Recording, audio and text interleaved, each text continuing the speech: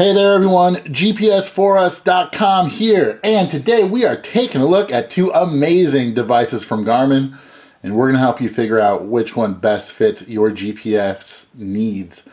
On the left, you see the Montana 650T.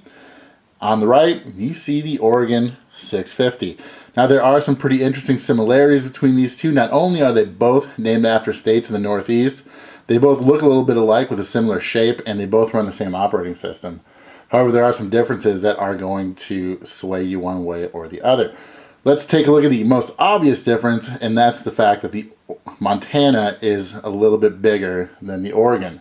The Montana works as a handheld, although for one-hand use it's a little bit bulky. However, you can use it in portrait mode or landscape mode. As you can see, it is compatible with a bevy of different mounts, so you can use it in your hand, on your motorcycle, in your car, on your boat. Really, it's a great all-purpose GPS unit.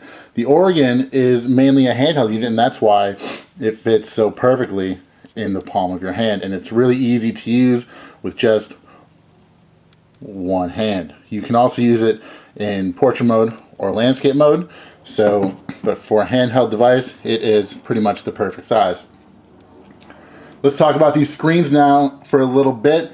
As you can see, the Montana screen is larger. It is 2 inches by 3.5 inches or 4 inches diagonally. As for the Oregon, it's 1.5 by 2.5 inches or 3 inches diagonally. Resolution-wise, the Montana wins out, but just barely. 272 by 480 pixels to the Oregon's 240 by 400 pixels. Both of these, however, are sunlight readable screens, which means you don't have to worry about the sun shining overhead when you're trying to read your GPS at high noon. Both of them do have touchscreens. However, there is a bit of a difference between the two. The Montana's touchscreen, it's not bad, but it is a little bit less responsive than you might like. However, the Oregon's touchscreen is really responsive, and it's probably more like what you're used to with a smartphone that you keep in your pocket. So that is a difference, that the Oregon wins out on the touchscreen feature. As for some of the bonuses, they do both have cameras. However, the Oregon's camera is actually a little bit better. It's an 8 megapixel camera compared to a 5 megapixel camera for the Montana.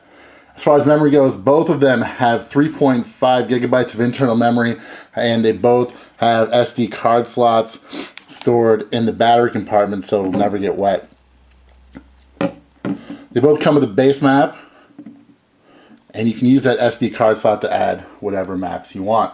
They both come with lithium-ion rechargeable batteries, and you're going to get 16 hours per charge for each one, and both of them are waterproof. And that's pretty important, especially if you're taking the Montana out on the water.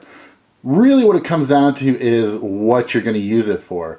The Montana is really good if you have a lot of different needs, if you have a motorcycle or a boat, or if you want to use it in your car. However, the Oregon might be the best for you if you just want something that's going to get you around on hikes or while you're geocaching or anything you're doing outside. But honestly, the truth is you can't go wrong with either one. That's about it for today. Thanks a lot, guys. Bye-bye.